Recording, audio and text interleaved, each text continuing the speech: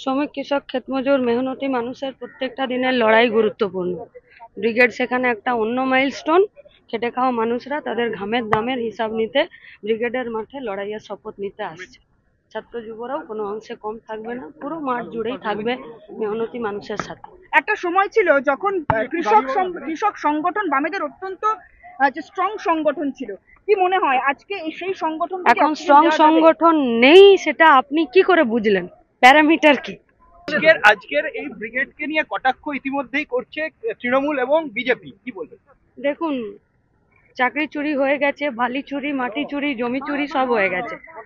এমন কোথাও বাকি নাই যেখানে দুর্নীতি করে চাকরি যায়নি বা দুর্নীতি করে টাকা কামায়নি, তার কোনো জায়গা বাকি নেই। শুধু জেলে যাওয়া বাকি আছে। ফলে তো ঠান্ডা ঘরে বসে বসে মেহনতি মানুষের আন্দোলনকে কটাক্ষ করবে না তো কাজ কি?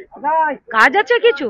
যে ভাই 100 দিনের কাজটা কি হলো, 100 দিনের বাকি টাকাটা কি হলো, একটা কোনো কাজ আছে? আচ্ছা ছেড়ে দিন, এই অন্তত পক্ষে ঠান্ডা করে বসে কটাক্ষ না করে ওএমআর গুলো খুঁজলে তো পারে। চোর হটাও!